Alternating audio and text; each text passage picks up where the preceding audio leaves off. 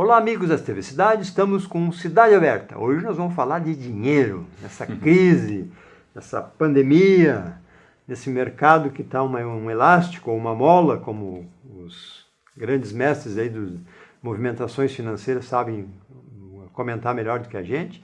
E vamos dar umas dicas para nós aí, quem está muito preocupado com dinheiro aplicado, quem quer aplicar, quem está pensando em se desfazer de algum bem, alguma coisa, tem que pensar duas vezes, porque o mercado está nesse elástico aí, né?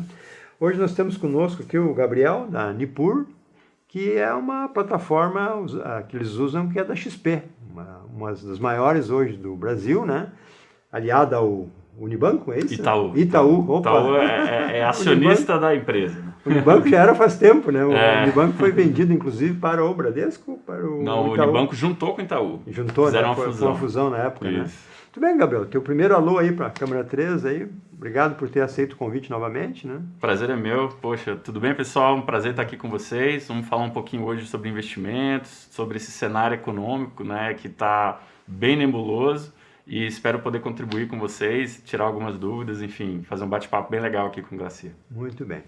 Gabriel, estiveste aqui em janeiro conosco, né? Sim, dia 30 de janeiro. 30 de janeiro. O vírus ainda estava hibernado na China. Ainda estava lá, trancado. E aí veio o carnaval, né? Sim. Que os governos sabiam, mas deixaram rolar, achando que não ia dar nada, né? Não ia dar nada, né? E aí deu o que deu, né? Sim. Como é que foi as primeiras movimentações ali? Tu conseguia dormir de noite com o celular tocando, os clientes te cobrando? Como é que foi esse primeiro impacto ali da bolsa ali? Olha, Gracia, vou te falar que quando eu estive aqui, exatamente 30 de janeiro, o cenário que a gente tinha era absolutamente diferente. Por quê? Porque nesse momento o vírus ainda não tinha começado a cruzar a fronteira da China. E aí, tudo que a gente sabia era o que saía de dentro da China, filtrado pela própria China. Então, a China... lá tem filtro, né? Nossa, total, né? A imprensa lá realmente é muito controlada pelo Estado. E aí, o poder de transmissão, né? Essa transmissibilidade tão alta do vírus, só se tornou conhecido do mundo depois que atingiu a Itália. E isso já foi ali mais para o meio do final de fevereiro. Exato. E mesmo no início, quando chegou na Itália... assim, ninguém acreditava. Teve campanhas de autoridades italianas, vem pra prefeitos. Rua. Exatamente, vem para a rua, né? Vamos ficar, a Itália não pode parar. Isso. E pouco tempo depois começaram as mortes, começou aquele caos, né? Aí então, parou tudo. E aí eles tiveram que parar. Aí entrou o lockdown, a quarentena. E assim, o que aconteceu? No dia 28 de fevereiro, bem no finalzinho do carnaval, foi quando... todo mundo começou a perceber que tinha alguma coisa muito mais errada, pelo menos do ponto de vista do mercado financeiro. Porque aí as bolsas começaram a ter quedas muito grandes, acima de 5%, 6%, 7%. E aí, na sequência, na semana seguinte, vários circuit breakers, que é aquele mecanismo de segurança que a bolsa interrompe as negociações quando ela atinge uma queda de 10%. Olha só, 10% em um dia. Né? Então, assim, foi um processo muito doloroso. Isso começou nos Estados Unidos? Começou nos Estados Unidos, na Bolsa Americana. Né? Que e aí, o centro do mundo hoje. Né? Exatamente, né? Que é quem comanda, quem é a locomotiva mundial. Né? A China ainda vem também puxando bastante a economia, mas é incontestável que os Estados Unidos é o centro financeiro mundial. E aí depois, quando começaram essas quedas muito fortes em fevereiro nos Estados Unidos, ainda assim... a gente não tinha a noção do problema. Tanto que grandes investidores começaram a falar coisas do tipo, olha, tô adorando essa crise porque eu vou comprar barato. Mas né? não é assim. Que não tinham percebido que isso ia ser um grande divisor de águas. Né? Que não era só uma questão financeira, nem só uma questão de saúde, era uma questão global. Né? Pouco tempo depois, acho que foi no fevereiro ou início de março, que a Organização Mundial da Saúde decretou a pandemia. Né? Ela também relutou, também demorou um pouco. Sim. E aí, depois disso, mesmo assim, vários chefes de Estado, inclusive o nosso, né, o nosso presidente, ainda relutaram, ainda ficaram em negação, dizendo que não era problema nenhum. Né? Então, muitas empresas tiveram problemas. Né? Então, assim, os clientes tiveram um momento de pânico. Muita gente que não tinha experiência com o mercado financeiro começou a entrar no mercado no final do ano passado, né, na esteira do crescimento que o Brasil estava tendo. O Brasil vinha num processo de recuperação, de aceleração do crescimento, bem diferente dos países europeus e dos Estados Unidos, que estavam ainda crescendo, mas num fim de ciclo de crescimento muito longo, de 10, 11 anos crescendo sem parar, e a gente vinha de um ciclo de praticamente 10 anos caindo, sendo 5 anos caindo forte, né? E aí começando a recuperar. Então, o mundo e o Brasil, nesses momentos opostos, e aí acabou que todo mundo caiu junto, né? E assim, os clientes, muitos, e principalmente os que se afobaram, né, que foram muito afoitos querendo liquidar de uma vez, foram os que acabaram tendo os maiores prejuízos. Porque os outros, quando a gente tentou assessorar, dizendo, olha, vamos acalmar, vamos esperar, a gente precisa entender melhor o que está acontecendo com o cenário, a maioria desses clientes que seguraram, hoje já recuperaram boa parte das perdas, se não já estão lucrando até. Então eu diria, tem um ditado que diz que quando o mercado se mexe muito rápido, a gente se mexe devagar, né? Justamente para tentar entender essa questão do cenário e clarear um pouco, né? Porque a diferença entre risco e incerteza é justamente você saber quantificar. Enquanto a gente não conseguia nem quantificar, não dava nem para falar em risco. Era pura incerteza, né? Não tinha como saber nada. Loteria pura. Exatamente. E hoje a gente ainda não tem muita previsibilidade, mas já está muito melhor do que estava em janeiro. Já se começa a entender os mercados, inclusive, né? E quem está despontando, né? Sim, né? Hoje o mercado ele está sendo regido por duas frentes, principalmente. A primeira frente econômica em relação aos estímulos estatais. Todos os governos mundiais, a Europa, os Estados Unidos, até o Brasil, estão gastando, abriram seus cofres para fazer estímulos, tanto em relação a dar auxílio emergencial para a população mais carente, quanto programas de ajuda para as empresas, né, de financiamento para as empresas, quanto programas de estímulo econômico mesmo para crescimento. E na outra ponta, o que está comandando o mercado são as notícias de saúde. A questão do número de infectados, a questão do número de óbitos, a questão das vacinas que estão em ritmo aceleradíssimo. Hoje a gente tem notícia que tem mais de 140 vacinas no mundo em trabalho, né, em processo de pesquisa. Todo mundo querendo ser o primeiro para vender. Exatamente. E sendo que a China e a Inglaterra, em Oxford, já tem vacinas em fase 3, que é aquela fase de teste em massa, que são mais de 10 mil voluntários, né, que fazem essa parte de testes. Então, a questão toda é a seguinte: como que isso vai se desenrolar? Porque as esperanças estão na mesa. A esperança de que a vacina vai funcionar, a esperança de que o estímulo vai ajudar. Mas a gente não entende o desenrolar disso com calma, né? Até que ponto isso vai atingir de fato as pessoas. Por exemplo, essas vacinas vão chegar à população carente? Vão chegar a países pobres que não vão ter dinheiro para essa vacina? A fundação do Bill Gates, que tem uma área de pesquisa de vacinas, que já falava sobre isso há muitos anos. Bill Gates já falava, olha, o pior risco da humanidade é uma doença, é um vírus. Há mais de 5 anos ele já falava disso. Tanto que ele, eu como rotariano sei, que ele financiou toda a polio no mundo, era a Fundação Bill Gates. Isso. E para o Brasil, 100% chegava aqui dele, né? Sim. E hoje a polio só tem em um país da África, então não foi eliminado totalmente, porque ainda tem um, né? Mas ele já parou com essa campanha praticamente e já partiu para uma campanha desses outros tipos de vírus, né? Mas também na água, que ele acha que, Sim, assim como a humanidade, água potável, né? que vai ser um problema, né? Sem dúvida. Mas ele tá forte, né, na busca da financiamento, vacina. sim. Bill Gates, inclusive, é incrível como ele se tornou ativo nesse momento, porque quando o Trump disse que ia retirar o apoio à Organização Mundial da Saúde, o maior financiador da Organização Mundial da Saúde é os Estados Unidos. Eles doam por ano, parece que são 400 milhões de dólares. Quando eles falaram que iam retirar isso, o Bill Gates, que a fundação dele já é o segundo maior doador da Organização Mundial da Saúde no mundo, acima de vários países europeus, eles ampliaram em 150 milhões de dólares a ajuda para a Organização Mundial da Saúde. Então, assim, ele é um cara que está extremamente engajado, a fundação dele, em ajudar principalmente os países pobres a também ter acesso a essa vacina. Né? Então, e assim, do ponto de vista de economia, o que está acontecendo é isso. Cada dia tem uma manchete que ou traz pânico ou traz esperança. Né? Aumentou o número de óbitos na Califórnia, aumentou o número de casos na Flórida, até tendo a segunda onda em alguns lugares dos Estados Unidos. Aí o pessoal fica tenso. Aí depois sai uma notícia de que teve um remédio que começou a funcionar em pesquisa in vitro, ou então que alguma vacina avançou de fase, e aí o pessoal se anima.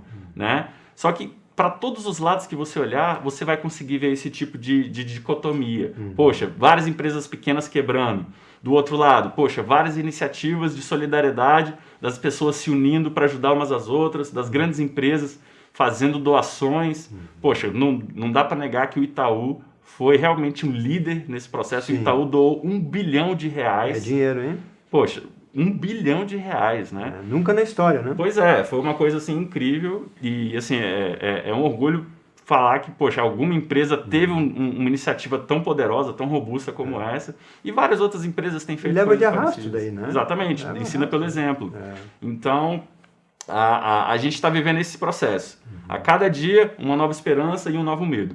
Mas muito mais recentemente, no curtíssimo prazo, vamos dizer na última semana, no último mês, o que parece, do ponto de vista de quem olha a bolsa, quem olha as notícias, é que a esperança está começando a se sobressair ante o medo, né? Porque as vacinas têm avançado, vários países estão começando a ver a curva achatar, né? Estão começando a retirar as restrições, né, que estavam fazendo de lockdown, né? Reabrir as suas economias. O próprio Estados Unidos também tem reaberto bastante a sua economia e isso parece que até o fim do ano vai mudar muito, porque, poxa, se a gente já tiver uma vacina no final desse ano ou em janeiro, isso vai mudar absolutamente o cenário. Total. Né? Porque com a vacina, a gente não sabe se ela vai funcionar, se ela vai ser 100%, enfim. Mas a gente, pelo menos, tem uma esperança mais palpável. Né? Enquanto a gente não tem nada na mão e é só esperança, isso é um sentimento que para a Bolsa é terrível, porque... estabilidade total. Exatamente. Né? Se traduz em volatilidade. Nós comentávamos anteriormente, ali, antes em off, que a pior queda foi ali perto do impeachment da Dilma, lá antes do Temer, né? A pior queda recente, sem dúvida, foi durante o processo de impeachment. E chegou a quanto a Bolsa? Chegou, olha, se não me engano, no auge da Dilma ali, chegou a 60, 50 e tantos mil pontos, ou até talvez tenha baixado um pouco mais. E agora, no início da crise da pandemia mesmo? Foi ali para no meio de março, se não me engano, né?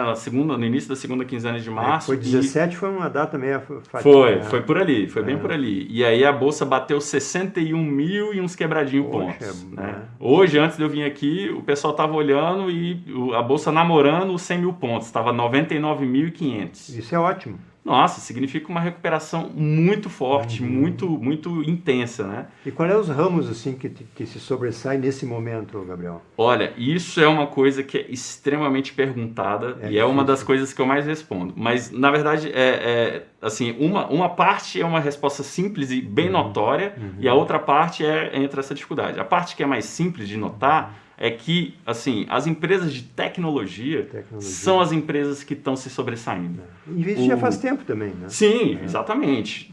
Até muito tempo atrás, as 10 maiores empresas dos Estados Unidos eram do setor financeiro. Hoje, 9 das 10 maiores são de tecnologia. O Amazon, que é o maior valor de capital do mundo hoje em dia, ele contratou 120 mil pessoas em fevereiro. Depois de colocar todos os seus funcionários com hora extra, né, em turnos dobrados, ele ainda aumentou a força de trabalho em mais de 120 mil pessoas. Por quê? Porque viu que as pessoas não iam poder sair na rua, né? Exatamente. Então, lá nos Estados Unidos, eles chamam isso tem os termos, né? Eles chamam os stay-at-home stocks, né? Ações ou empresas que privilegiam o cara ficando em casa. Exato. Então, você tem o Google, você tem a Amazon, você tem o Netflix, né? Então várias empresas, o próprio Facebook, Microsoft, várias empresas que são extremamente conectadas com esse movimento de home office, de ficar em casa, né? de trabalho à distância. O Zoom, que é uma ferramenta de vídeo, explodiu. A empresa estava valendo o quê? 40, 50 dólares, hoje está 240 dólares ou mais. Olha só. Na bolsa, né? Que é uma empresa de vídeo. Que é o melhor sistema hoje de comunicação. Sem dúvida, o Zoom subiu horrores. E até teve uma piada, uma coisa engraçada, que tinha uma outra empresa chamada Zoom na bolsa. E aí o pessoal se confundiu, essa outra empresa disparou e o povo, cara, o que está acontecendo? É porque confundiram. Quem comprou soube na hora, né? Tu vê como é que é o mercado, né? Pois é. E tu vê o próprio Skype, que é uma ferramenta de antes de tudo isso, né? Sim. Não avançou tanto quanto o Zoom, né? Então a tecnologia é assim, né? Um momento está no alto, no outro momento já foi, né? Sem dúvida. Empresas que também são da área de semicondutores, que fazem chips, que fazem placas de vídeo, né? Uma empresa que eu sou super fã, que é a NVIDIA, né? O pessoal que joga games aí online conhece muito bem, porque são as melhores placas de vídeo, fazem aceleração de vídeo. Essa empresa é uma empresa que está intimamente conectada com as pesquisas de inteligência artificial. Todos os processos de inteligência artificial precisam dessas placas para rodar, precisam de processadores que estão ligados a essas placas. Ultra rápidos, né? Então, essa empresa é uma das empresas que realmente está apontada para o futuro. Né? Se a gente entende que inteligência artificial é alguma coisa que chegou para ficar, essas empresas são as empresas que vão se beneficiar mais, as empresas de semicondutores. Claro, durante a crise de 2008 foi o contrário. Durante a crise de 2008, as empresas que mais sofreram foram as empresas de alta tecnologia, porque naquela época o que aconteceu que era uma crise de quebradeira, né? A crise não foi uma crise de fora para dentro, foi uma crise de implosão do sistema, onde estava todo mundo endividado e as pessoas com dívida, o que elas vão fazer? Vão comprar comida ou vão comprar placa de vídeo? Né? Então, naquele momento, essas empresas sofreram, mas hoje a gente entende que não é uma crise onde as pessoas, no primeiro momento, claro, né, não tinham dinheiro para gastar. Elas não podiam sair de casa para gastar. Elas estavam impedidas de gastar. Né? E com medo, né? E com medo, claro. Muito medo. Mas em 2008 a grande diferença foi essa, porque em 2008 a crise foi uma crise de crédito, onde ninguém sabia quem ia quebrar no dia seguinte. Né? E agora não, agora é uma crise que é assim, uma crise inédita para a gente, para a nossa geração, só comparável realmente com a gripe espanhola ali de 1918. E aí essa crise em que as pessoas não podem sair, né, é muito comparável, os economistas chamam que é comparável com uma guerra. Só que a diferença de agora para uma guerra é que não tem nada sendo explodido, as fábricas continuam aí.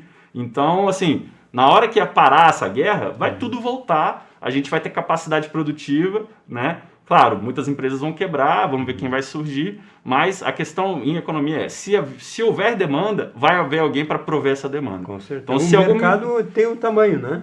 E às vezes, né, nas crises eles até se sobrepõem, né? Sim, porque aqueles que estão mal, esses ficam pelo caminho, né? Sim. Os que estão mais ou menos perdem mercado, mas quem está bem abraça tudo, né? Exatamente. Os grandes players devem fazer uma consolidação de vários mercados, comprar os pequenos, comprar os que estão quebrando, e esses maiores são os que devem sobreviver. Sempre foi assim, né? Independente da onda da economia. Isso. Então, hoje, o mercado está propício justamente para essas empresas de tecnologia hoje. Sem dúvida. Empresas que estão ligadas com esse movimento de home office, né, de crescimento digital, de plataformas online. Isso realmente está crescendo muito. E na medicação, por exemplo? Sem dúvida, laboratórios, farmácias. Claro que essas farmácias tiveram o impacto dos decretos governamentais proibindo o aumento de remédios. Né? O governo fez decretos proibindo certos aumentos, enfim, isso impactou o setor. Muita coisa também não levaram a sério, né? Porque a máscara, por exemplo, se comprava R$1, hoje já está 3, 4, né? Sim, não, então, na verdade, máscara você comprava uma caixa por R$5, agora você compra uma por R$5. O próprio álcool foi uma loucura. Álcool gel, né? Subiu horrores. Esses produtos para limpar pé, tudo isso aí disparou, né? Disparou muito. O comerciante brasileiro também, a própria indústria também, às vezes, eles trabalham contra a própria empresa, né? Para estragar a marca, né? Isso aí o pessoal não esquece, né? Sim, é verdade. Teve muita gente boa aí que se queimou na crise, porque deu depoimentos infelizes, enfim, falou coisas que pegaram mal, né? O próprio ramo de alimentação, né? Nossa, não vou nem citar para não polemizar, mas tem pessoas ruim, aí que realmente pisaram na bola, né? Pisaram na bola. Aí é aquele negócio do umbigo, né? Sim. Só olhar para baixo e aí deu, né? É verdade. Então, com relação à bolsa, hoje tu já sente uma certa normalidade, mas com muita insegurança ainda. Exatamente, é o que o pessoal chama de cautelosamente otimista, né? A gente está com muita cautela, mas a gente enxerga que existem oportunidades muito boas, empresas sólidas, empresas, por exemplo, como acho que posso citar, pode citar. A WEG, que é uma empresa catarinense, que ela motores, tem... etc. Exatamente, faz motores, tem uma linha muito grande de produtos, e essa empresa, as características que ela tem, são as características das empresas que estão indo bem. São as empresas que têm plantas no exterior. Então, por exemplo, a WEG tem planta na China, tem fábrica na China, né? A Gerdau, por exemplo, tem fábrica nos Estados Unidos. Então, essas empresas que têm fábricas em vários lugares do mundo, elas estão se beneficiando porque o ciclo de lockdown ele é desigual. Né? Então, em alguns lugares libera mais cedo, outros lugares libera mais tarde. Então, o que a gente vê é isso, que as empresas que têm um portfólio diversificado são as empresas que estão se saindo melhor. E a gente precisa lembrar que na Bolsa, são as empresas que a gente chama assim da seleção brasileira, né? São as melhores das melhores das Top. melhores, né? As tops. Então, essas empresas são as que têm mais chance de se sobressair em relação à economia, porque elas têm um caixa mais forte, têm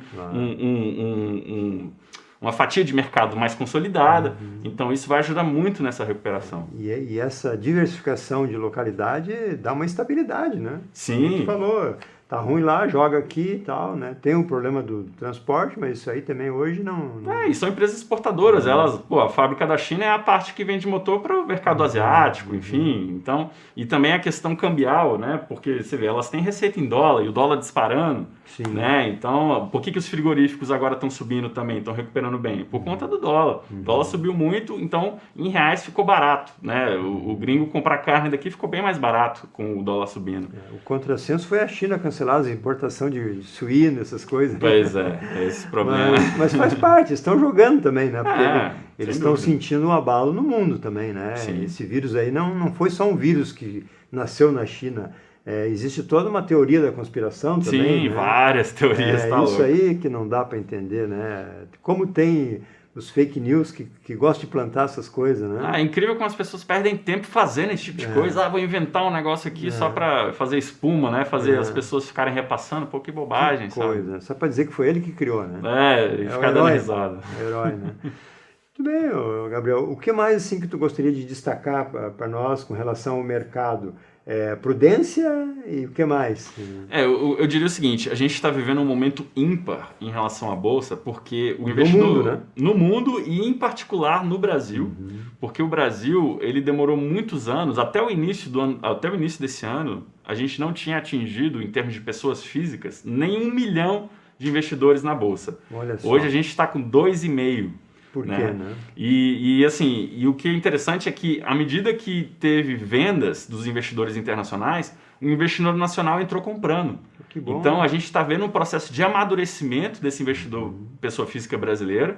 A gente tem visto em dados que o investidor pessoa física não saiu vendendo bolsa, então ele está resiliente, comprou e está segurando, né? Então, assim, mesmo com a saída recorde de capital que teve da Bolsa Brasileira, a Bolsa não derreteu, né? Ela bateu aquele fundo, continuou subindo, recuperou, continuou subindo. Então, a gente vê que está tendo um amadurecimento financeiro muito importante, e isso é importante porque é só o início. Se a gente for comparar com economias mais avançadas e mais maduras, poxa, os Estados Unidos é 55% da população que tem algum tipo de investimento. Aqui a gente tem 2 milhões de pessoas, 2 milhões e meio de pessoas. Desses 2 milhões... Pois é muito pouco, né? Então ainda tem muito espaço para crescer. Para crescer. Né? E destacar também é importante o papel das mulheres. A gente bateu mais de 650 mil mulheres investidoras na Bolsa, né? Demorou bastante para acelerar esse número, mas hoje as mulheres estão cada vez mais engajadas em investimentos, tanto de Bolsa quanto investimentos em geral. Então, é importante destacar esse amadurecimento e que isso está só no início.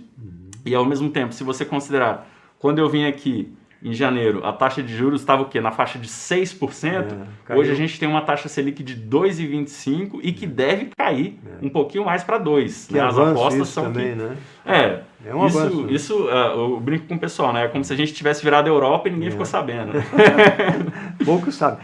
Com relação à mulher, eu acho também que é o avanço delas nas grandes empresas, como executivas. Tudo. O avanço da profissional, né? Das mulheres. Né? Isso aí, é muito legal destacar isso. Porque até que é o seguinte, a gente vê nas universidades hoje, sim, tem 30 mulheres e 2 ou 3 homens, às vezes, né? Sim. As mulheres estão estudando mais, consequentemente, elas vão conquistar mais mercado, né? Porque, sem dúvida. A nível de chefia, quantas mulheres são de exemplo hoje aí, né? Não, e a mulher é mais dedicada, vamos dizer, né? Ela quando se debruça em alguma coisa, em geral as mulheres têm muito mais método, têm muito mais carinho com as coisas do que os homens. Então, cara, bolsa, você precisa estudar. Você precisa se dedicar, você precisa ir atrás, você precisa se capacitar. E aí eu acredito que boa parte desse crescimento de mulheres é justamente porque elas têm uma facilidade, quando elas se engajam, né, de ter esse carinho, de ter esse cuidado, de se aprofundar. E não ser tão impulsivo como muitos homens, muitas vezes. Vou sair comprando primeiro, pensando depois, né? Então, isso é muito importante para a questão de bolsa e longo prazo. Dizem que o homem é mais razão. Às vezes a mulher tem mais razão porque ela tem mais sensibilidade em algumas coisas, né? Que nós não vamos conseguir isso aí, né? Sem dúvida. Pelo fato de ser mãe, de um monte de coisa aí que elas têm, que o DNA deve ser forte, né? Gabriel, com relação a atividades hoje, está tudo no home office, né? Sim. E isso também deu uma queda no mercado imobiliário também, né? Sim. Muita sala vazia, muita coisa aí que as empresas viram que não é tão necessário aquele espaço físico ali na frente do olho do dono, né? É verdade. Eu, antes de vir para cá também, estava vendo uma notícia. O Banco do Brasil parece que de 35 prédios que ele aluga no país, ele vai devolver 19 por conta do home office. Mais da metade. Né? A Petrobras também anunciou que vai manter, se não me engano, 20 mil pessoas da força de trabalho em home office permanente. Né? Várias empresas como Google, Twitter, Facebook já anunciaram que o home office vai ser permanente, a pessoa trabalha em casa se quiser ou pode ir para a empresa. Então, do ponto de vista do mercado imobiliário, eu acredito que teve uma mudança estrutural. Não foi uma mudança só pontual, uma mudança momentânea. Então, veio para ficar um bom tempo. A XP, que é a nossa corretora, né, ela já anunciou que vai sair da Faria Lima, né, daqueles prédios enormes ali no metro quadrado mais caro do país. E um dos maiores do mundo, né? Pois é. E vai criar uma grande base em São Roque, no interior de São Paulo. Separado do grande centro. Exatamente. E então, o deslocamento ali de helicóptero no São Paulo é uma facilidade. Né? E tem um aeroporto executivo ali perto, então vai ficar bem legal para a gente receber os clientes, enfim. Então, e esse movimento, ele é um movimento que não vai mudar. Ele é um movimento que a gente entende que veio para ficar. Os índices de eficiência, tanto no setor público, que também foi home office, quanto no setor privado, estão mostrando que o home office traz eficiência, né? Não é só a questão de custos, é a questão de trabalho. As pessoas às vezes estão em casa, estão mais dispostas, podem estar perto da sua família, então elas acabam tendo um rendimento legal, e isso é uma coisa que vai fazer todo mundo pensar, né? O Banco do Brasil, que tem 200 anos, já é líder na área de tecnologia bancária há muito tempo, já podia ter esse tipo de coisa há mais de 20 anos. Né? Mas por que não tinha? Porque não tinha cultura. Estava acomodado. Não tinha cultura de inovação, assim, de fazer disrupção verdadeira nas formas de trabalho. Eles têm uma inovação muito legal para os clientes, mas na questão da gestão, tinha essa visão de um pouco burocrática, um pouco amarrada com o setor público, né? E aí você vê o setor privado, como a XP, deixando o home office opcional, e aí você vê que várias outras empresas começam a seguir esses exemplos. E para o mercado imobiliário, eu diria o seguinte, os fundos que são de laje corporativa, né, que alugam um escritório, e fundos de agências bancárias, eles vão sofrer. Inevitavelmente, ainda que tenha demanda, não vai ser a mesma demanda que tinha antes, e isso vai pressionar o aluguel para baixo, né? E aí fundos de shopping também vão sofrer, porque os shoppings estão todos fechados, ainda vão demorar para reabrir, não sabemos se vai continuar tendo o mesmo volume que tinha antes de pessoas circulando, né? Agora, os fundos de logística, esses aí estão a todo vapor, porque quem que está sustentando tudo isso aqui, a gente poder ficar em casa? É a logística, trazer alimentos, trazer remédios, né? Então, os fundos de logística, esses estão com potencial de crescimento. Um exemplo que saiu recentemente na imprensa foi que os diretores do Itaú, né, que eram presenciais 5 dias por semana, já não é mais, né? Pois é. Então, isso eles viram que o home office facilita, né?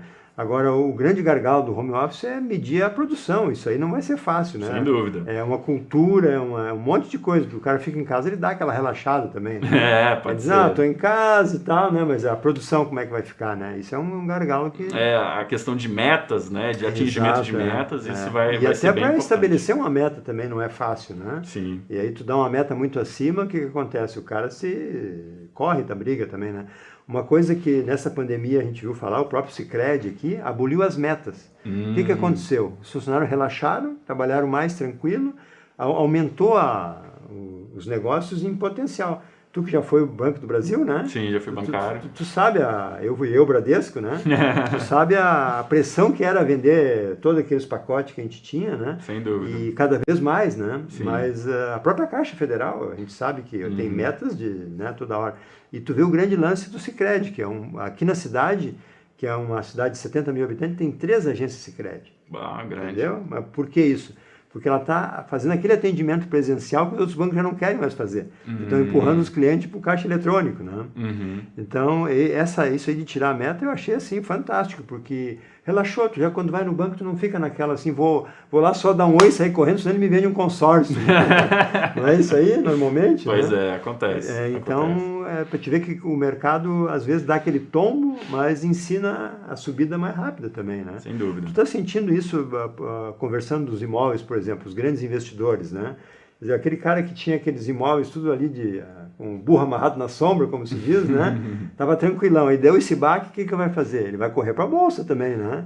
Hoje em dia, qualquer investidor que queira algum nível de rentabilidade vai precisar se acostumar a correr um pouco mais de risco. Porque se você pensar que hoje a poupança já rende negativo em termos reais, né, descontando a inflação, a própria Selic também, se você investir no Tesouro Direto, você mal e mal vai ganhar da inflação se não já estiver perdendo.